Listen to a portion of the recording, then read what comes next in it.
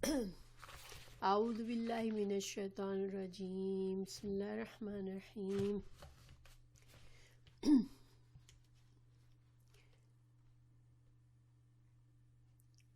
ثم بعثنا من بعدهم موسى بآياتنا إلى فرعون وملئه فظلموا بها فانظر كيف كان عاقبة المفسدين. وقال موسى يا فرعون إني رسول من رب العالمين حقيق على أن لا أقول على الله إلا الحق قد جئتكم ببينة من ربكم فأرسل معي بني إسرائيل۔ تو ترجمہ پڑھتی ہوں میں۔ پھر ان کے بعد ہم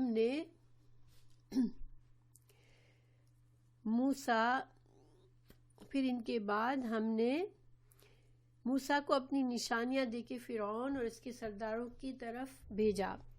تو انہوں نے ان کے ساتھ ظلم کیا۔ پھر دیکھ فساد کرنے والوں کا انجام کیسا ہوا۔ اور موسیٰ نے کہا، اے فرعون، بے شک میں جہانوں کے رب کی طرف سے بھیجا ہوا ہوں، اس بات پر پوری طرح قائم ہوں کہ اللہ پر حق کے سوا نہ کہوں۔ بلا شبہ میں تمہارے پاس تمہارے رب کی طرف سے ایک واضح دلیل لے کر آیا ہوں، سو میرے ساتھ بنی اسرائیل کو بھیج دے۔ تو ان آیت کا پیچھے سے تعلق دیکھ لیتے ہیں۔ اللہ سبحانہ تعالیٰ نے،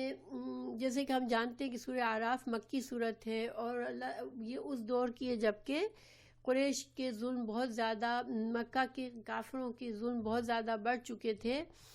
اور آپ صلی اللہ علیہ وسلم کے قتل کے پروگرام بن رہے تھے، اس کے بارے میں پلاننگ ہو رہی تھی۔ ایسے میں اللہ سبحانہ تعالیٰ نے ان کی خاص دھمکی، اور جیسے ایک طرح سے دھمکی میں بھی دعوت ہے کہ آخری دعوت دی جا رہی ہے ان سے کہ اب بھی باز آ جاؤ، ورنہ تمہارا معاملہ ایسا ہی ہوگا جیسا کہ ان قوموں کا ہوا۔ اللہ تعالیٰ نے 6 قوموں کے حالات بتائے جنہوں نے اسی طرح سے اپنے رسولوں کے ساتھ برا سلوک کیا، حق کو جھٹلایا، ایمان نہ لائے اور اپنی برائیوں پر ثابت رہے، تو اللہ نے ان قوموں کو تباہ کر دیا تھا۔ تو آج کا جو ہے وہ 6ٹھی قوم ہے، جو حضرت موسیٰ علیہ السلام کے زمانے میں اب ہم پہنچ گئے۔ ٹھیک ہے، ہم نے قوم نوح، قوم عاد، قوم ثمود، قوم صالح، ان سب کی قوموں کا حال پڑھ لیا۔ اب ہم قوم لوط کا، اور اب ہم حضرت موسیٰ علیہ السلام کا اور فرعون کا معاملے پر ہم پہنچے ہوئے ہیں۔ تو اللہ سبحانہ تعالیٰ نے یہاں پر ان آیات کو، ان قوموں کے ان باتوں، واقعات کو بتانے کے 2 مقاصد ہیں۔ ایک تو اسلام اور رسول صلی اللہ علیہ وسلم کی سے بغاوت کرنے والوں اور دین سے دشمنی رکھنے والوں کے لیے سخت وعید ہے کہ تم رب الکائنات کے سامنے اگر بغاوت کرو گے تو تم ایک تنکے کی طرح اڑا دیے جاؤ گے، اور دوسری طرف مسلمانوں کے لیے ایک تسکین اور دل کی تسلی ہے کہ تم حق پر ہو اور تم ثابت قدمی سے اسی پہ جمے رہو، چاہے تمہاری مخالفت تمہیں ہلانے کی کوشش کرے مگر تم حق پر جمے رہو۔ تو یہ 2 مقاصد ہیں ان کے مین مقاصد۔ پھر ہر قوم کے واقعات میں کچھ نہ کچھ ایسی باتیں ہیں جس سے ہم پرسنلی بہت سے فائدے اور بہت سی نصیحتیں اس سے حاصل کر سکتے ہیں۔ تو آج فرعون کے بارے میں اللہ تعالیٰ نے بتایا کہ اچھا، فرعون کون تھے؟ فرعون جو تھے یہ لقب ہے، اور یہ مصر، اس زمانے میں مصر کے بادشاہوں کو فرعون کہا جاتا تھا۔ اسی طرح ایران کے بادشاہوں کو کسریٰ کہا جاتا تھا، اور رسول اللہ صلی اللہ علیہ وسلم کے زمانے میں روم کے بادشاہ جو تھے ان کو ان کا بھی لقب تھا، یعنی کہ اس زمانے میں بادشاہ کے اپنے نام کے سوا لقب ہوتا تھا، اور لقب سے کسی بادشاہ کو اس لقب سے ہی بلایا جاتا تھا، یہ اس کی عزت اور شان ہوتی تھی، ٹھیک ہے، کیونکہ وہ شان اور عزت کا اظہار ہوتا تھا کہ اس کو اس کے لقب سے بلایا جائے۔ اللہ سبحانہ تعالیٰ نے حضرت موسیٰ علیہ السلام کو جب بھیجا تو فرعون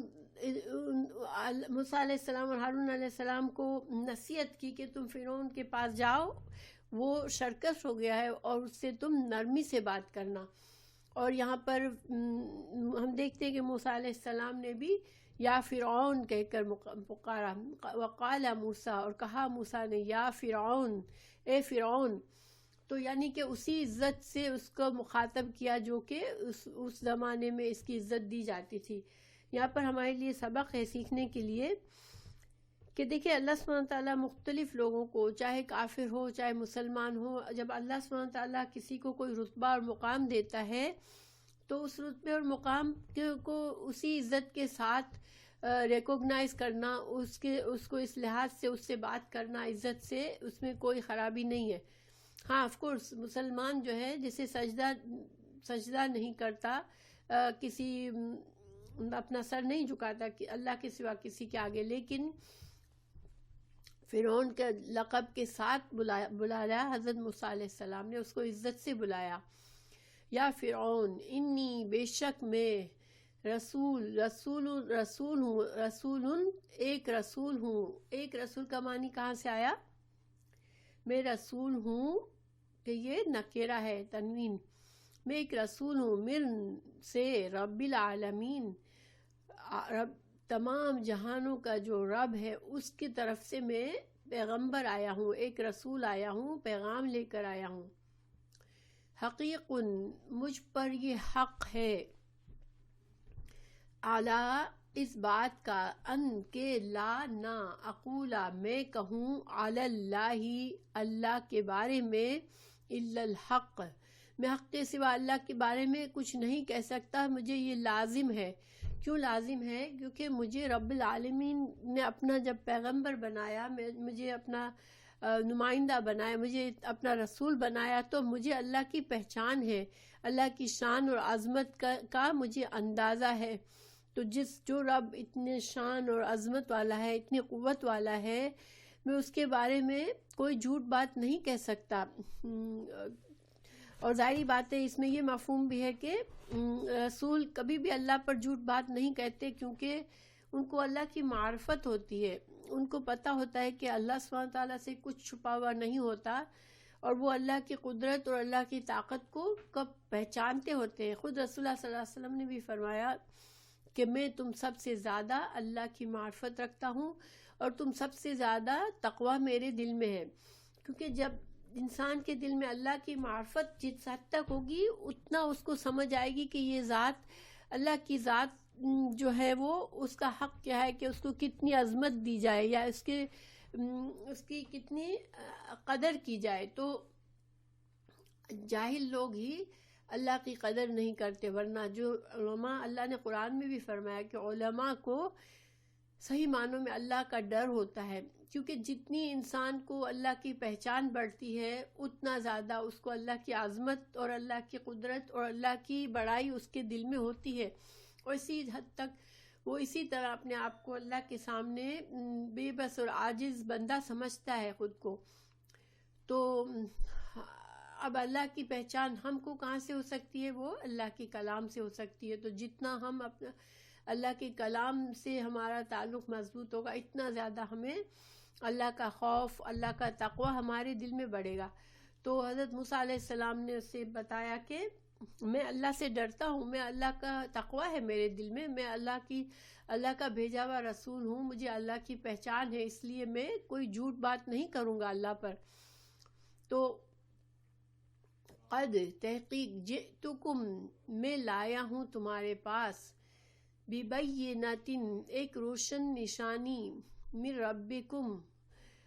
تمہارے رب کی طرف سے۔ اور یہاں پر دیکھیں تمہارا رب کہا حضرت موسیٰ علیہ السلام نے، یہ ایک طرح سے اس میں اشارہ کیا ہے، حضرت موسیٰ کہہ سکتے تھے کہ میں اپنے رب کی طرف سے نشانی لایا ہوں، اور عام طور پر انسان یہی طریقہ ہونا چاہیے نا، کہ جب میں میں کہوں کہ میں اپنے رب کی بات کر رہی ہوں تو ظاہر ہے میں اپنا رب کہوں گی. یہاں پر حضرت موسیٰ نے کہا میں تمہارے رب کی طرف سے نشانی لایا ہوں. اس میں یہ حکمت ہے کہ فرعون اپنے آپ کو رب العالی کہتا تھا، میں سب کا بڑا رب ہوں. تو اس میں یہ فرعون کو یہ بتا دیا گیا کہ تم رب العالی نہیں ہو، تمہارا رب بھی وہی ہے جس نے مجھے بھیجا ہے، وہ میرا رب بھی ہے. تو میں رب کی طرف سے تمہارے اور تمہارے رب سے کی طرف سے لایا ہوں. ایک ڈراوا ہے اس میں کہ تم جو اپنے آپ کو رب کا دعویٰ کرتے ہو تو تم رب نہیں ہو. فَأَرْسِلْ تو بھیج دو معیہ میرے ساتھ بنی اسرائیل کو تم آزاد کر کے میرے ساتھ بھیج دو، کیونکہ یہ تم نے ان کو ناحق جو ہے وہ غلام بنا کے رکھا ہے. یہ تو حضرت یعقوب علیہ السلام بن یعقوب بن اسحاق بن ابراہیم کی اولاد میں سے ہے. یہ تو معزز نسب سے ان کا تعلق ہے. تم نے ان کو ناحق زبردستی ان کو تم نے اپنا غلام بنا لیا ہے. تو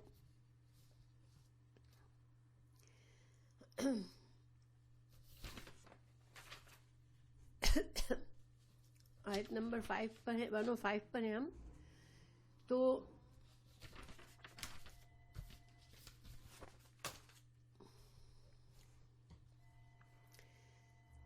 قالا فرعون نے کہا ان اگر کنتا تو جئتا لایا ہے بی آیتن کوئی نشانی فاتی تو لے آ بہا اس کو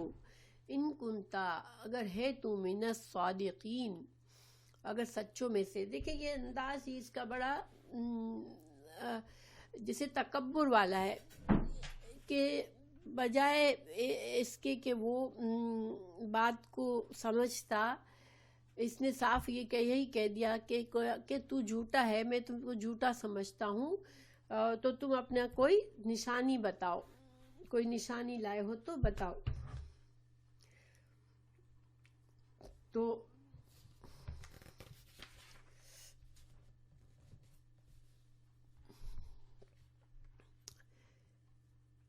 فَأَلْقَى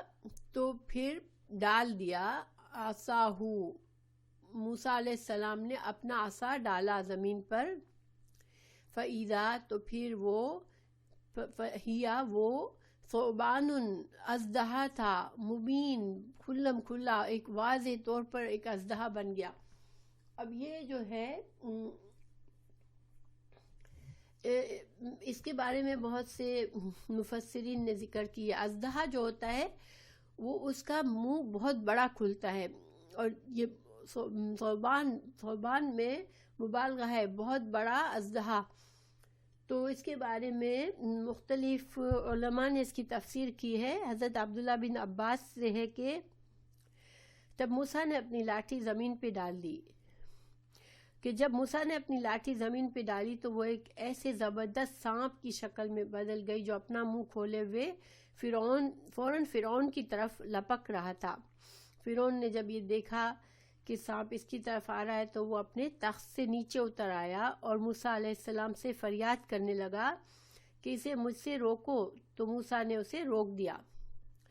یعنی جو آدمی اپنے آپ کو رب کہہ رہا تھا، رب العالی کہہ رہا تھا، وہ اتنا خطرناک وہ اژدہا کا ظاہر ہونا تھا کہ وہ ڈر کے اچھل کے حضرت موسیٰ علیہ السلام کے پاس آ گیا اور ان سے گڑ گڑانے لگا کہ تم مجھے اس اژدہے کو روک دو مجھ سے. دوسری جگہ پہ تفسیر میں ہے کہ تفسیر صدی میں ہے کہ ثعبان نر سانپ تھا، وہ اپنا منہ کھولے ہوئے تھا، نیچے کا جبڑا زمین پر اور اوپر کا جبڑا محل کی دیوار پر رکھا ہوا تھا. یعنی کہ جب لاٹھی پھینکی حضرت موسیٰ علیہ السلام نے تو رائٹ اوے وہ ایک بڑا سا سانپ اس انداز میں بن گیا کہ وہ منہ کھولے ہوئے تھا، اور اس کا جبڑا اتنا زیادہ منہ بڑا تھا اس کا کہ ایک حصہ جبڑے کا زمین پر تھا تو دوسرا محل کی دیوار پر اونچے تک تھا. اور پھر وہ فرعون کی طرف بڑھنے لگا تاکہ اسے پکڑ لے. فرعون نے اسے دیکھا تو بہت ڈر گیا، اپنے تخت سے اس نے چھلانگ لگا دی اور مارے خوف کے اس کی ہوا خارج ہونے لگی، اور یہ منظر دیکھ کر وہ چیخ اٹھا کہ اے موسیٰ، اسے پکڑ لو، میں تمہارے ساتھ ایمان لاتا ہوں اور بنی اسرائیل کو بھی بھیج دیتا ہوں۔ موسیٰ نے جب اسے پکڑا تو سانپ دوبارہ لاٹھی بن گیا۔ تو گویا کہ یہ ظاہر ہم نے اتنی بار سنا ہے تو ہمیں یہ اندازہ نہیں ہوتا کہ وہ کتنا ڈراؤنا منظر ہوگا فرعون کے لیے کہ اتنا بڑا سانپ منہ کھول کے اس کی طرف دوڑی تیزی سے آ رہا ہے۔ دیکھیں گے کہ وہ جب بھی کسی، جیسے اللہ سبحانہ تعالیٰ نے کئی سالوں تک یہ سلسلہ چلتا رہا فرعون سے حضرت موسیٰ علیہ السلام کا، تو اللہ سبحانہ تعالیٰ نے بہت سی مصیبتیں ڈالی پھر ان کی قوم پر۔ تو جب بھی کوئی مصیبت آتی تو یہ پھر حضرت موسیٰ سے کہتا کہ تم اللہ سے دعا کرو کہ یہ مصیبت ٹل جائے تو میں ایمان لے آؤں گا، اور جب مصیبت ٹلتی تو وہ پھر سے اپنی بات پہ اکڑ جاتا۔ تو بہرحال یہی منظر یہاں بھی تھا کہ وہ بہت ڈر گیا اور ڈر کے جلدی سے کہنے لگا کہ میں جو ہوں وہ ایمان لے آؤں گا، لیکن پھر وہ صرف ایک بات ہی تھی۔ پھر ایک دوسرا معجزہ دکھایا حضرت موسیٰ علیہ السلام نے، وَنَزَعَ، اس نے نکالا، یَدَہُ، اپنا ہاتھ، فَإِذَا، تو وہ، ہیا بیضاء، سفید، چمکدار سفید تھا، للناظرین، دیکھنے والوں کے لیے۔ تو للناظرین خاص طور سے یہاں پر ایک طرح سے ہمیں بتاتا ہے کہ فوراً سب لوگوں کی توجہ اپنی طرف کرنے والا تھا یہ منظر بھی، کہ حضرت موسیٰ علیہ السلام کا ہاتھ سے روشنی پھوٹنے لگی، جیسے اتنا روشن اور سفید ہو گیا۔ تو اور یہ جیسے ایسا نہیں تھا کہ بیماری سے، برس کی بیماری میں انسان کا رنگ سفید ہو جاتا ہے، اس طرح سے نہیں تھا، یہ صرف ایک معجزہ تھا اللہ سبحانہ تعالیٰ کی طرف سے، کیونکہ اللہ تعالیٰ نے سورہ نمل میں فرمایا وَأَدْخِلْ يَدَكَ فِي جَيْبِكَ تَخْرُجْ بَيْضَاءَ مِنْ غَيْرِ سُوءٍ۔ جب حضرت موسیٰ علیہ السلام کو پہلے یہ معجزہ دیا اللہ تعالیٰ نے حضرت موسیٰ علیہ السلام کو، تو یہ فرمایا کہ اپنا ہاتھ اپنے گریبان میں ڈالو، وہ بے عیب سفید نکلے گا۔ تو اب قال الملأ، تو فرشتوں نے کہا،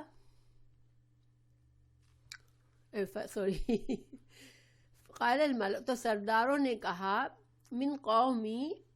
فرعون، فرعون کی قوم کے سرداروں نے کہا، اِنَّ، بے شک، ہذا، یہ، لساحر علیم، یہ بہت بڑا زبردست جادوگر ہے۔ تو اس کے بارے میں جب فرعون کا اور اس کے دربار جب لاٹھی اٹھا لی حضرت موسیٰ علیہ السلام نے، ان کا خوف دور ہوا، تو پھر اب انہوں نے پہلے تو فرعون نے کہا تھا، یہ دوسری جگہ قرآن میں ہے، سورہ شعراء آیت 26-34 میں، قال للملأ حولہ ان ھذا لساحر علیم، کہ فرعون نے پھر فوراً سے جب اس نے اپنے آپ پر تھوڑا سا اسے کنٹرول آیا تو فوراً سے اس نے کہہ دیا کہ یہ تو بہت بڑا جادوگر ہے۔ تو پھر یہاں پر جو ہے یہی بات قوم کے سرداروں نے کہی، یعنی کہ سرداروں نے ایکچولی فرعون کی ہاں میں ہاں ملائی تھی کہ ہاں یہ جو ہے وہ بہت بڑا جادوگر ہے۔ پھر یریدو ان یخرجکم، یہ چاہتا ہے کہ تم کو نکال دے، من ارضکم، تمہاری زمین سے، فماذا تأمرون، تو تم لوگ کیا مشورہ دیتے ہو۔ اب یہاں پر ان لوگوں کا آپس میں مشورہ ہوا، تو فرعون نے اپنے سرداروں کو ڈرایا کہ یہ جو آیا ہے تو یہ تم کو اپنی زمین، تمہاری زمین سے نکالنے کے لیے آیا ہے، کہ لوگوں کو اپنے جادو سے متوجہ کرے گا اور اپنے طرف کر لے گا، اور لوگ جو ہے وہ اس کے ساتھ ہو جائیں گے اور تمہارا زور کم ہو جائے گا اور تم جو ہو آخر کار تم زمین سے نکالے جاؤ گے. دیکھیں جو انسان برا کرتا ہوتا ہے وہ ہمیشہ برا ہی سوچتا ہے. تو چونکہ انہوں نے خود زبردستی کنٹرول کر کے رکھا تھا بنی اسرائیل پر. بنی اسرائیل کب آئے تھے مصر میں؟ کب آئے تھے آپ لوگوں کو پتہ ہے کسی کو؟ ہم نے سورہ یوسف میں ہم نے پڑھا کہ حضرت یوسف علیہ السلام کو غلام بنا کر لے جایا گیا مصر میں، اور پھر آخر میں، خیر ہم نے تفسیر کلاس میں تو نہیں پڑھی لیکن آپ سب کی پڑھی ہوئی ہے انشاءاللہ، کہ جب حضرت یوسف علیہ السلام کو بہت بڑا عہدہ مل گیا مصر میں تو انہوں نے اپنے بھائیوں اور اپنے باپ کو وہیں بلا لیا، کیونکہ قنان میں قحط سالی تھی اور مصر میں چونکہ اللہ سبحانہ تعالیٰ نے تدبیر کے ساتھ حضرت یوسف علیہ السلام کو سکھایا تھا کہ قحط کے سالوں میں کس طرح سے غلے کو بچانا ہے، تو مصر میں خوشحالی تھی. تو پھر حضرت یوسف علیہ السلام نے اپنے سارے کنبے کو وہیں بلوا لیا تھا، اپنے باپ کو، اپنے بھائیوں کو، سب فیملی کو. پھر وہ وہاں بس گئے تھے. فرعون وہاں پر اس زمانے میں حضرت یوسف کا بڑا حکومت میں ان کا حکم چلتا تھا، تو انہوں نے اچھی جگہ ایک چوز کی اور وہاں پر بنی اسرائیل کو بسایا. پھر اللہ نے ان میں برکت دی، بڑی اولادیں ہوئیں ان میں اور یہ پھلے پھولے اور بہت بڑھ گئے. پھر کچھ سالوں کے بعد جو ہے وہ فرعون کو یہ ہوا کہ یہ تو بہت بڑے جا رہے ہیں، ان کی قوت بہت بڑھ رہی ہے، ایسا نہ ہو کہ اس ملک پر قبضہ ہی ان کا ہو جائے. تو اس نے پھر یہ طریقہ کیا کہ بنی اسرائیل کے بچوں کو، لڑکوں کو مار دیتا تھا اور لڑکیوں کو پیدا ہوتے ہی ان کو مار دیتا تھا اور لڑکیوں کو رہنے دیتا تھا اس طرح سے، اور اس نے غلام بنا لیا اس قوم کو. تو یعنی اس کے پاس کوئی ریزن نہیں تھی غلام بنانے کی، لیکن اس نے اپنے صرف چالوں سے اور اپنے پاور سے بنی اسرائیل کو غلام بنا لیا تھا. تو اب ظاہری بات ہے کہ جو انسان ایسا کرے گا اس کو یہی ڈر ہوگا کہ جس زمین پر میں نے بڑی چالوں سے، بڑی مکاری سے قبضہ کیا ہوا ہے، لوگوں کو اپنے ہاتھ میں رکھا ہوا ہے، کہیں لوگ اس حضرت موسیٰ علیہ السلام کے جادو سے متاثر ہو کے ان کو نہ بڑا مان لے. کیونکہ اس زمانے میں جادو کا بہت زیادہ لوگ اس سے بہت متاثر ہوتے تھے، بہت زیادہ لوگ اس میں انٹرسٹ لیتے تھے، اور یہ بہت زیادہ اس کے ماہر بھی اس زمان، ظاہر ہے جس چیز کی ڈیمانڈ ہوتی ہے اس چیز میں لوگ زیادہ جاتے ہیں، جس فیلڈ میں، جس جاب میں لگتا ہے کہ یہاں پر زیادہ اپرچونٹی ہے لوگ اسی کو اپناتے ہیں. تو بہت سے جادوگر تھے اور اس علم کو باقاعدہ سیکھتے تھے اور بہت مہارت حاصل کرتے تھے. اور جادو کیا ہوتا ہے؟ ایک نظر بندی ہوتی ہے کہ وہ لوگوں کو کوئی حقیقت کے علاوہ کوئی چیز دکھا دیتے ہیں، جو سچ بات ہوتی ہے اس کے علاوہ کچھ اس کو یقین دلا دیتے کہ یہ ایسا ہے. تو بہرحال پھر ان کا مشورہ ہوا تو انہوں نے مشورہ لیا اپنے سرداروں سے. فرعون نے مشورہ لیا تو سرداروں نے کہا قالو ارجہ کا مطلب ہوتا ہے کہ تھوڑا سا اس کو روک لو، ٹھیک ہے. حضرت موسیٰ اور حضرت ہارون علیہ السلام کو تھوڑا سا روک لو، واخاہ اور ان کے بھائی کو، وارسل اور اس دوران بھیجو، فی المدائن شہروں میں، حاشرین اکٹھے کرنے والے، جمع کرنے والے. گویا کہ یہ ایک فرض بنا دیا کہ یہ نہیں تھا کہ جادوگروں کو کوئی چوائس تھی، ٹھیک ہے. جادوگروں کو ڈھونڈ کر وہ پکڑ کر لے آتے تھے، یہ نہیں تھا کہ ان کے ساتھ ان کو کوئی مرضی سے لائے تھے، ٹھیک ہے. ان کو اکٹھے کر کے لے آئے. حاشر ہوتا ہے جمع کرنا، پھر ان کو اپنے پاور سے فوجی جا کے اس کے لے کر آئے پکڑ کے. اور یہ اندازہ ہمیں جب ہوگا جب دعا مانگیں گے، یہ جب یہ جادوگر مسلمان ہو جائیں گے تو دعا مانگیں گے کہ ہم کو جس جادو پر اس نے اکسایا اسے ہمیں یہ گناہ ہم سے معاف کر دے. تو جادوگروں کو لے آیا گیا، سب کو پکڑ کے جمع کیا گیا. پھر یاتو کا وہ یعنی کہ ان کا یہ مشورہ تھا کہ وہ جادوگر لے آئیں گے تیرے پاس بکل ساحرین، یعنی یہ پکڑنے والے جو تھے وہ لے آئیں گے ہر طرح ہر ماہر جادوگر، علیم جاننے والا، ٹھیک ہے. وجا اور آئے السحرۃ جادوگر فرعون کے پاس. قالو انہوں نے کہا انا بے شک لنا ہمارے لیے لاجرن البتہ انعام ہوگا، کیا اجر ہوگا، ان اگر کننا ہوئے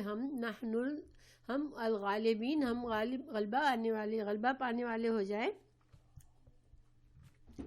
تو اب ظاہری بات ہے کہ ان کو بلایا گیا، ان سے کام کرایا جا رہا ہے، تو انہوں نے پوچھا کہ کیا ہم کو کچھ ہمیں اس میں کچھ دیا بھی جائے گا، ہمیں کچھ ہمارے لیے بھی کچھ فائدہ ہے اس میں یا نہیں. سورۃ طٰہٰ میں ہے چنانچہ ہم بھی تیرے مقابلے میں ایسا ہی جادو لائیں گے، لہذا تو ہمارے اور اپنے درمیان ایک مقرر وقت کر لے، نہ ہم اس کے خلاف کریں اور نہ تو. یہ مقابلہ ایک ہموار میدان میں ہوگا. اس نے کہا کہ آپ کے لیے یوم زینت کا وعدہ ہے، یعنی حضرت موسیٰ علیہ السلام نے یوم زینت جو ان کا کوئی جشن کا دن تھا وہ چوز کیا،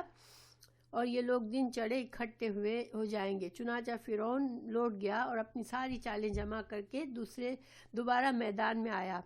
اور یہاں اللہ تعالیٰ نے فرمایا وجاء السحرۃ فرعون، تو فرعون کی اس نے پھر موسیٰ علیہ السلام سے وقت لیا، ایک وقت مقرر کیا اور جادوگروں کو جمع کرایا سب کو. پھر جب جادوگروں نے پوچھا تو فرعون نے کہا قال نعم، ہاں، انکم اور بے شک تم لمن المقربین، یعنی تم کو نہ صرف تمہاری تنخواہ دی جائے گی، تمہارے کام کا اجرت دی جائے گی، بلکہ تم کو مقربین بنا دیا جائے گا، ہماری دربار میں تمہاری خاص مقام ہو جائے گا. اب یہ کیوں کہا کہ دیکھیں فرعون کے دل میں ہمیشہ یہ خوف تھا کہ کوئی میری پوزیشن ہے اس سے مجھے خارج نہ کر دے، اس سے مجھے ضائع نکال نہ دے. تو اب اگر اتنے بڑے بڑے سب جادوگروں کو اس نے جمع کیا تھا تو خود بھی ڈرتا تھا کہ جادوگروں کو اگر میں نے کچھ لالچ نہیں دی تو ہو سکتا ہے کہ یہ میرے مقابلے میں یہی لوگ آ جائیں، تو ان کو نہ صرف اس نے کہا اجرت دوں گا بلکہ تم کو میں اپنے مقربین، اپنے درباریوں، خاص درباریوں میں خاص تم کو ایک رتبہ دے دوں گا. قالو انہوں نے کہا یا موسیٰ، اے موسیٰ، اما یا تو ان تلقیا، یا تم ڈالو، و اما اور یا پھر ان یہ کہ نکونا ہم ہوں، نحنو ملقین ہم ڈالنے والے ہوں. یعنی کہ یہاں پر جادوگروں نے حضرت موسیٰ سے کہا کہ پہلے تم کرنا چاہتے ہو، اپنا جادو دکھانا چاہتے ہو یا ہم دکھائیں. قال کہا القو تم ڈالو. فلما تو جب القوا انہوں نے ڈالے، سحرو انہوں نے مسحور کر دیا، اعین الناس لوگوں کی نگاہوں پر انہوں نے ایک طرح سے نظر بندی کر دی، ٹھیک ہے. اور استرہبوہم اور ان کو خوف زدہ کر دیا. وجاؤ اور وہ لے آئے تھے بسحر جادو عظیم، بہت بڑا جادو لے کر آئے تھے. تو لوگوں کو ڈرا دیا، لوگوں کو لوگوں کی آنکھوں پر انہوں نے نظر بندی کر دی اور اتنا بڑا زبردست جادو کا مظاہرہ کیا کہ لوگوں کو ڈرا دیا، خوف زدہ کر دیا. دوسری جگہ قرآن میں ہے کہ اس وقت موسیٰ نے اپنے دل میں خوف معلوم کیا، یعنی نہ صرف یہ لوگ ڈر گئے تھے بلکہ موسیٰ کے دل میں بھی تھوڑا خوف آ گیا. تو ہم نے کہا، اللہ تعالیٰ فرما رہے ہیں، یہ سورہ طٰہٰ کی آیات 20 اور 67، سورہ طٰہٰ 67 سے 69، کہ موسیٰ کے دل میں خوف معلوم ہوا. ہم نے کہا خوف نہ کرو، بلا شبہ تم ہی غالب ہو. اور جو چیز تمہارے یعنی لاٹھی تمہارے دائیں ہاتھ میں ہے اسے ڈال دو کہ جو کچھ انہوں نے بنایا ہے اس کو نگل جائے گی. جو کچھ انہوں نے بنایا ہے یہ تو جادوگروں کی ہتھ کنڈے ہیں اور جادوگر جہاں سے بھی آئے فلاح نہیں پائیں گے.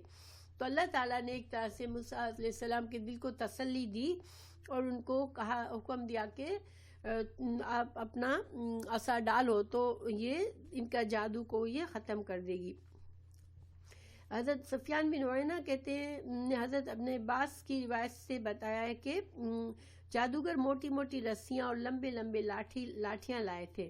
ان کے جادو کی وجہ سے یوں معلوم ہوتا تھا کہ میدان میں ادھر ادھر دوڑ رہی ہیں. یعنی بے شمار سانپ جو تھے وہ میدان میں ادھر سے ادھر بڑے بڑے سانپ بڑی بڑی لاٹھیاں لائے تھے یہ اور موٹی موٹی رسیاں وہ سب کے سب سانپ بن کے ادھر سے ادھر میدان میں دوڑ رہی تھی. تو وَأَوْحَيْنَا تو ہم نے وحی کیلا موسیٰ کی طرف ان القی کہ پھینک دو عصا کا اپنا عصا. فَإِذَا تو یہ ہیا تلقف نگل رہا تھا ما یأفکون جو وہ گھڑ لائے تھے. تو موسیٰ علیہ السلام نے جب اپنی لاٹھی پھینکی تو یہ حضرت ابن عباس کی روایت ہے کہ انہوں نے بتایا اس آیت کے بارے میں کہ موسیٰ علیہ السلام کی لاٹھی جادوگروں کی جس رسی یا لاٹھی کے پاس سے گزرتی اسے فوراً کھا جاتی. اسے جادوگروں کو یہ معلوم ہو گیا کہ موسیٰ کے اس عمل کا جادو سے کوئی تعلق نہیں ہے بلکہ ان کے اس عمل کو آسمانی تائید حاصل ہے. اس لیے وہ فوراً سجدہ ریز ہو گئے اور پکار اٹھے آمنا برب العالمین رب موسیٰ و ہارون کہ ہم سارے جہان کے پروردگار پر ایمان لائے اور موسیٰ اور ہارون کے پروردگار پر. تو دیکھیں چونکہ جادوگر اس فن میں ماہر تھے اور ان کو جو کسی فن میں ماہر ہوتا ہے اس کو پتہ ہوتا ہے کہ اس فن میں کس حد تک وہ آگے بڑھ سکتا ہے. تو جب موسیٰ علیہ السلام کی لاٹھی نے جو اژدہا بنا وہ تو ان کی رسیوں کو نگل ہی گیا, ان کی لاٹھیوں اور رسیوں کو نگل گیا. تو وہ سمجھ گئے کہ یہ تو جادو نہیں ہو سکتا کیونکہ جادو جو ہے اس کی کوئی حقیقت نہیں ہوتی, وہ صرف نظر بندی ہوتی ہے. وہ رسیاں اور لاٹھیاں ان کی میدان میں موجود تھیں مگر لوگوں کو ایسے لگ رہا تھا کہ سانپ ہے. لیکن حضرت موسیٰ علیہ السلام کا جو لاٹھی اژدہا میں تبدیل ہوئی تو وہ تو باقاعدہ نگل گیا ساری لاٹھیوں اور یعنی کہ ایک ایکشن ہو گیا. کسی چیز کو نگل جانا یہ جو تھا وہ ان کے لیے پاسبل نہیں تھا کہ ان کے سانپ جو تھے دوسرے سانپوں کو کھا جاتے کیونکہ وہ سانپ تھے ہی نہیں, وہ تو صرف لوگوں کو نظر آ رہے تھے. مگر جب انہوں نے یہ دیکھا تو وہ سمجھ گئے کہ نہیں یہ جو ہے وہ معجزہ ہے, یہ جادو نہیں ہے. اس کے بارے میں دوسری تفسیر ہے, محمد بن اسحاق نے لکھا ہے کہ موسیٰ علیہ السلام کی لاٹھی سے بننے والے سانپ نے جادوگروں کی ڈالی ہوئی ایک ایک رسی اور ایک ایک لاٹھی کو نگلنا شروع کر دیا حتیٰ کہ میدان میں جادوگروں کی ڈالی ہوئی کوئی چھوٹی سی رسی یا لاٹھی بھی بچی ہوئی نہ رہی. پھر موسیٰ علیہ السلام نے اس سانپ کو پکڑ لیا تو وہ حسب سابق ان کے ہاتھ میں پھر لاٹھی بن گیا. یہ منظر دیکھ کر جادوگر فوراً سجدے میں گر گئے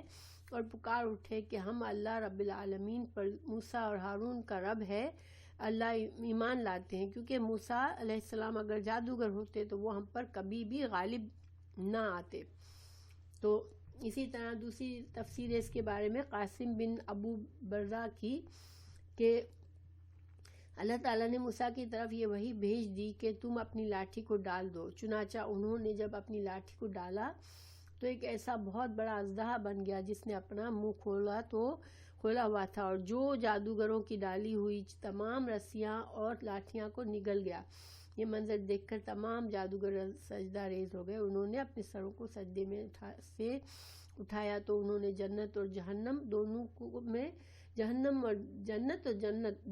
دونوں میں جانے والوں کے ثواب اور عذاب کا بھی نظارہ کر لیا. گویا جب ہمیں دوسری جگہ سے پتہ چلتا ہے کہ جب یہ جادوگروں نے جب یہ منظر دیکھا اور ان کے دل نے ان کو بتا دیا کہ نہیں یہ جادو نہیں ہے اور جب ان کو ایمان آ گیا ان کے دل میں تو اللہ نے ان کو جنت اور جہنم بھی دکھا دی کہ جنت میں جانے والوں کا اجر و ثواب اور اس کی کیسی زندگی ہوگی اور جہنم میں جانے والے کی زندگی کیسی ہوگی۔ اب دیکھیں کہ جو انسان یہ دیکھ لے کہ ہم کو جنت اور جہنم کا ہم کو بتایا جاتا ہے، ہم اپنے دل میں اچھا تصور رکھتے ہیں جنت کا اور ہم جہنم سے خوفزدہ ہو جاتے ہیں، لیکن ہماری وہ اس حد تک ہمارا وہ خوف یا ہماری جنت سے مرعوب ہونا اتنا اس حد تک نہیں ہوتا کہ ہم دنیا کے ہر کام میں یہ فیصلہ کرتے ہوئے یہ سوچے کہ کہیں میں جنت سے دور نہ ہو جاؤں یا کہیں میں جہنم میں جانے والوں میں سے نہ ہو جاؤں۔ تو ہم کبھی بھی اس طرح سے ہمارے ذہن میں اس حد تک طاری نہیں ہوتا، لیکن جو انسان دیکھ لے اپنی آنکھوں سے کہ جہنم کی زندگی کیسی ہے اور جنت کی زندگی کیسی ہے، تو وہ کبھی بھی پھر وہ چاہے کتنی بھی مشکل اس کے زندگی میں آئے وہ کبھی بھی جنت کے راستے سے نہیں ہٹے گا۔ تو یہی ہوا ان جادوگروں کے ساتھ کہ ان کو سمجھ آ گئی کہ جنت کی زندگی کیا ہے اور جہنم کی زندگی کیا ہے۔ یہ اللہ سبحانہ تعالیٰ نے کا ان پر احسان تھا کہ ان کو اتنا یقین، اور یہ اس وقت ضروری بھی تھا۔ دیکھیں مگر پہلے ایمان تو ظاہر ان کے دل میں آیا کہ انہوں نے سمجھ گئے کہ نہیں یہ جادو نہیں ہے، یہ جادو نہیں ہو سکتا، یہ معجزہ ہی ہے۔ اور جب وہ ایمان کا انہوں نے اظہار کیا تو اللہ نے ان پر احسان کر کے ان کو جنت اور جہنم کا نظارہ بھی کروا دیا۔ تو گویا کہ اب ان کا ایمان اتنا پختہ ہو گیا کہ اب وہ جم گئے، ٹھیک ہے۔ تو فوقع تو ثابت ہو گیا الحق حق و باطل اور باطل، ما کانوا یعملون جو بھی چیز جو جادوگروں نے کیا، جو حضرت موسیٰ نے کیا، تو حق اور باطل واضح ہو گیا کہ حق جو ہے وہ حضرت موسیٰ علیہ السلام کے پاس ہے۔ فغلبوا تو پس مغلوب ہوئے، ہنالک اس جگہ، وانقلبوا اور وہ لوٹے، صاغرین اور جو متکبر لوگ تھے، جو فرعون اور اس کے سردار تھے، جو اس زوم میں آئے تھے کہ آج موسیٰ علیہ السلام کو یہاں پر ہار ہو جائے گی اور ہمارا ان سے جان چھوٹ جائے گی، ان کے جو بھی معجزات ہیں ان کا اثر ہم سے دور ہو جائے گا۔ تو یعنی کہ وہ اللہ کی طرف کے ایک حق اور معجزے کا مقابلہ جادو سے کرنے آئے تھے، لیکن وہ خود جادوگر جن کو لے کر آئے تھے وہی انہوں نے ہی کہہ دیا کہ ہم ایمان لاتے ہیں۔ تو پھر حق بالکل واضح ہو گیا اور وہ ذلیل ہوئے۔ ظاہری بات ہے ان کی سب لوگوں کے سامنے ان کا غرور ٹوٹا کہ یہ لوگ غلط ہیں اور حضرت موسیٰ علیہ السلام صحیح ہیں۔ وَأُلْقِيَا اور ڈال دیے گئے السحرۃ جادوگر، ساجدین وہ سجدے میں گر گئے۔ جادوگر جو تھے وہ یعنی القیا جو ہے یہ مجہول فعل ہے، جسے گویا کہ کسی نے ان کو ڈال دیا سجدے میں، اس طرح بے اختیاری طور پر یہ سجدے میں گرے ہیں جیسے کسی نے ان کو ڈال دیا۔ تو یہ ایک اور منظر ایسا ہے کہ دیکھنے والوں کے دل پر اثر کرنے والا ہے کہ یہ اتنے بے شمار تھے وہ جادوگر جو وہ مقابلہ کرنے کے لیے آئے تھے حضرت موسیٰ علیہ السلام کا، اس کے بجائے وہ اللہ رب العالمین کے لیے سجدہ ریز ہو گئے۔ تو قالو انہوں نے کہا آمنا ہم ایمان لائے بے رب العالمین، ہم رب العالمین پر ایمان لے آئے، رب جہانوں کے رب پر ایمان لے آئے، رب موسیٰ و ہارون، اور جو رب ہے موسیٰ کا بھی اور ہارون کا۔ دیکھیں یہاں پر انہوں نے واضح کر دیا کہ کہیں فرعون بھی اپنے آپ کو رب کہتا تھا، تو انہوں نے واضح کر دیا کہ ہم فرعون کی بات نہیں کر رہے، ہم اس رب کی بات کر رہے جس کا موسیٰ علیہ السلام اور ہارون علیہ السلام ہم کو بتا رہے ہیں۔ قال فرعون نے کہا امن تم ایمان لے آئے بھی اس پر، قبل اس سے پہلے، ان یہ کہ آذنا میں اجازت دوں تم کو، لکم تم کو۔ یعنی دیکھیں اس کی ایروگنس دیکھیں، یہ اپنے آپ کو کتنا وہ سمجھتا تھا کہ تم کیسے ایمان لے آئے، میری اجازت کے بغیر تم کیسے ایمان لے آئے۔ انا بے شک، ہاذا یہ، لمکرن یہ البتہ ایک چال تھی، مکرتموہ تم نے چال چلی ہے اس کو، فی المدینۃ شہر میں، لتخرجوا تاکہ تم نکال لے جاؤ، منہا اس میں سے، اہلہا اس کے رہنے والوں کو، فسوف تعلمون تو بس ان قریب تم جان لو گے۔ اب دیکھیں جب یہ ذلیل ہوا فرعون تو اس نے فوراً مکاری کیا کی کہ اس نے عام لوگوں کو الجھا دیا غلط ڈائریکشن میں۔ دیکھیں کہ تم کو یہ تو تم لوگوں کو اس شہر سے نکالنے کے لیے ان سب نے مل کے چال چلی ہے، حالانکہ وہ جانتا تھا کہ حضرت موسیٰ علیہ السلام کا ان جادوگروں سے کوئی تعلق نہیں تھا، وہ جادوگر تو وہ خود ہی لے کر آئے تھے، لیکن اس نے لوگوں کو، اب ظاہر اتنا بڑا کراؤڈ تھا، اگر وہ کچھ اس کراؤڈ کو اپنی طرف رکھنے کے لیے کچھ نہ کچھ چال نہیں چلتا تو پھر کیسے کام چلتا۔ تو اس نے کہہ دیا کہ یہ جو ہے یہ ساری چال ہے حضرت موسیٰ علیہ السلام کی اور ان جادوگروں کی۔ دوسری جگہ قرآن میں ہے اِنَّهُ لَكَبِيرُكُمُ الَّذِي عَلَّمَكُمُ السِّحْرَ، اس نے ساتھ ساتھ یہ بھی کہا کہ یہ جو حضرت موسیٰ علیہ السلام ہے یہ تم لوگوں کا بڑا ہے جس نے تم کو جادو سکھایا ہے، سورۃ طٰہٰ آیت 71 میں۔ تو پورا یعنی کہ منظر کیا پیش کر دیا کہ یہ حضرت موسیٰ علیہ السلام اور اس کے ساتھی تھے جو کہ تم لوگوں کو جادو سے، اپنے جادو سے متاثر کرنا چاہ رہے ہیں تاکہ تم جو اصل سحری ہو، اصل جو فرعونی ہو، تم جو قطبی قوم کہلاتی تھی، جن کو جو اس باعزت جو کہ اس زمانے کے جیسے پرائیورٹی ان کو حاصل تھی، جو ایلیٹ تھے اور جو جن کو بڑا جن کی خدمت جو ہے وہ بنی اسرائیل کیا کرتے تھے، اب ان کو اس نے ڈرایا کہ تم بہتر ہے کہ تم کیئرفل ہو جاؤ، یہ سب چالیں اس لیے ہو رہی ہے کہ تم لوگوں کو اپنے جادو سے متاثر کر کے تم کو نکال دیا جائے اور یہ لوگ تمہارے ملک پر قبضہ کر لیں۔ تو دیکھیں یہ بہت اہم بات ہے، سوچنے والی بات ہے۔ آج کل جو میڈیا کرتا ہے کہ سچ کو جھوٹ بناتا ہے، جھوٹ کو سچ بناتا ہے، اور لوگوں کے دلوں میں فیئر ڈالا جاتا ہے۔ آپ لوگوں نے دیکھا ہوگا کہ جب بھی کوئی سیریس معاملہ ہوتا ہے، جب ان کو کوئی جو حکومتوں کو کچھ غلط کام کرنا ہوتا ہے، ناانصافی کرنی ہوتی ہے، جا کے کسی ملک پہ قبضہ کرنا ہوتا ہے، تو وہ لوگوں کو کسی نہ کسی چیز سے ڈراتے ہیں کہ یہ جو ہے یہ ٹیررزم ہو رہا ہے اور ہم تمہارے رائٹس کو پروٹیکٹ کرنے کے لیے یہ سب کچھ کر رہے ہیں، حالانکہ اندر سے ان کے معاملات الگ ہوتے ہیں، کچھ ان سے اندر سے وہ اپنا مقاصد کو ان کو پورا کرنا ہوتا ہے، لیکن کراؤڈ کو کنٹرول کرنے کے لیے باتوں کو الٹا کر دیا جاتا ہے، اور یہ بہت پرانی ٹرک ہے اور جس میں لوگ گر بھی جاتے ہیں، بہت سے مسلمان اس میں آ جاتے ہیں کہ لوگ الجھ جاتے ہیں۔ آج ہم الیکشن کے اور دنیا میں دیکھتے ہیں، دیکھیں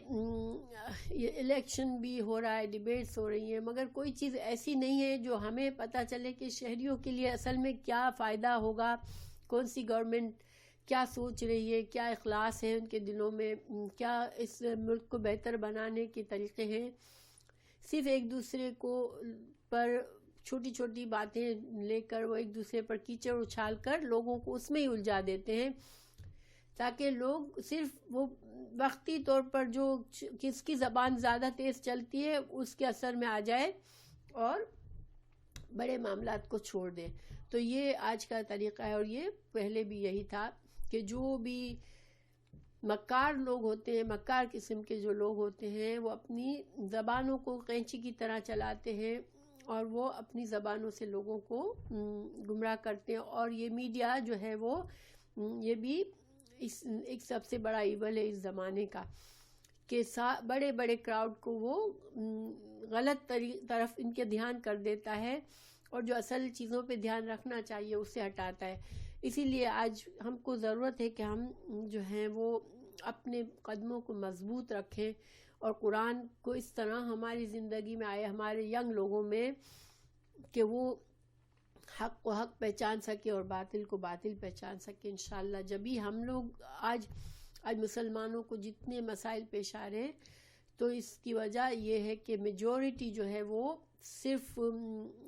کوئی مضبوط پلیٹ فارم نہیں ہے ان کے پاس، نہ مضبوط رائے ہے. جو بات سنتے ہیں جو بات جس کی زیادہ سے زیادہ لاؤڈ بات ہوتی ہے اسی طرف یہ جھک جاتے ہیں. آپ نے دیکھا ہوگا کہ ایک وقت میں کسی کو لاتے ہیں، کسی کو حکومت کا سربراہ بناتے ہیں،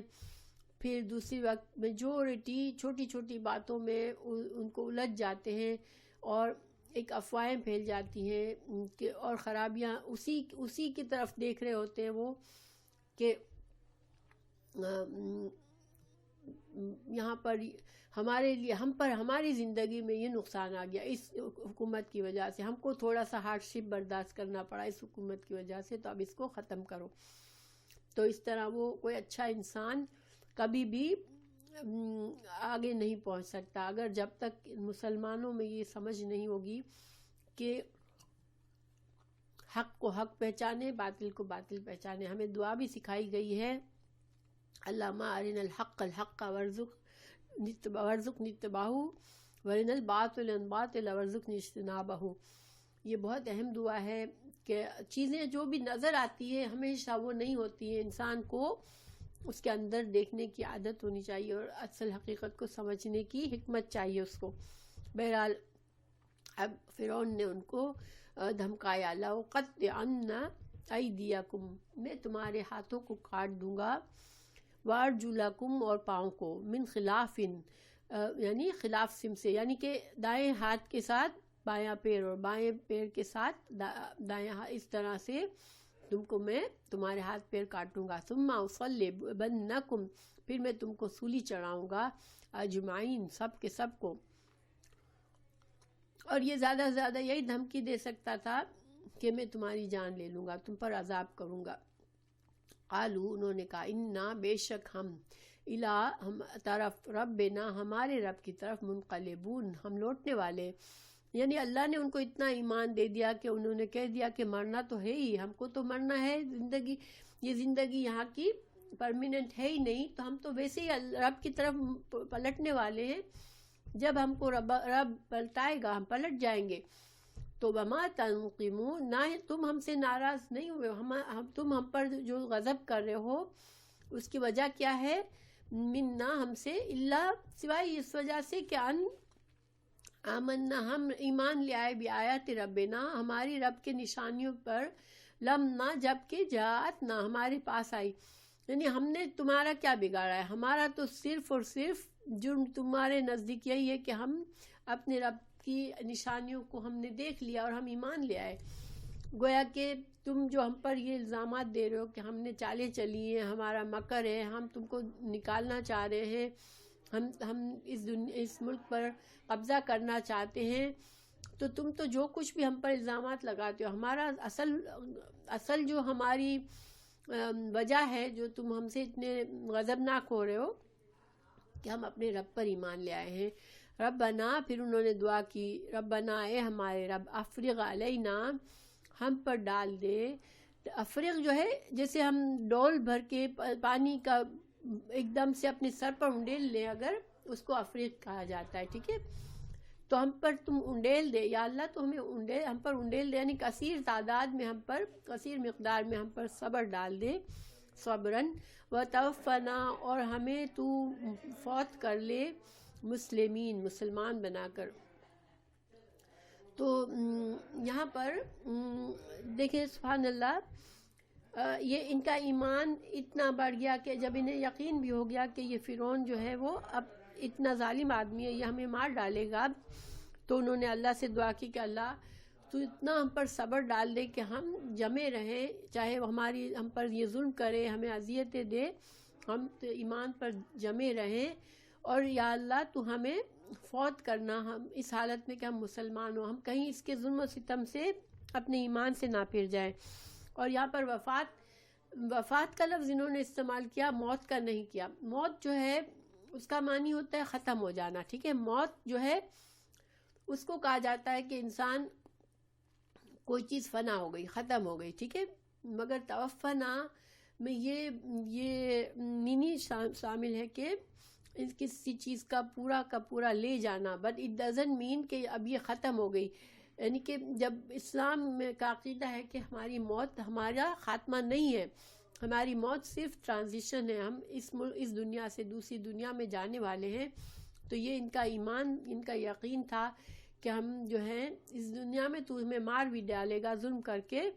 تو اللہ سبحانہ تعالیٰ کے پاس ہمارے لیے زندگی ہے، اچھی زندگی ہے. تو اللہ سے انہوں نے دعا کی. تو سبحان اللہ، آج ہم یہیں پر اکتفا کریں گے، یہ سلسلہ چلتا رہے گا. لیکن یہاں پر سبق ہے کچھ کہ دیکھیں، سچا ایمان کی اگر ہمیں اپنے ایمان کو جج کرنا ہے تو ہمارا ایمان ایسا ہو کہ ہم ہر سچائی کو قبول کریں. ایمان انسان کو سچائی پر جماتا ہے. چھوٹا سا بھی جھوٹ پر اگر ہم جیسے مائل ہو جاتے ہیں حق جانتے ہوئے بھی، تو یہ ہمارے ایمان کی کمزوری ہوتی ہے. تو اللہ سبحانہ تعالیٰ سے دعا ہے کہ اللہ تعالیٰ ہمارے ایمان کو وہ تکمیل دے، وہ مضبوطی دے کہ ہم سچائی پر قائم ہونے والے ہو جائیں. ایک سچا بندہ ہزاروں جھوٹوں پر غالب آ سکتا ہے. اگر سچے مسلمان آج سچے مسلمان بن جائے تو مسلمانوں کو کسی کے چالوں کا کوئی نقصان نہیں ہو سکتا. تو اللہ سبحانہ تعالیٰ ہماری اور ہماری آنے والی نسلوں کی، ہمارے اولادوں کی، ہمارے اولادوں کی اولادوں کی حفاظت کرے، اور مسلمانوں کو اللہ سبحانہ تعالیٰ سربلندی اور اسلام کو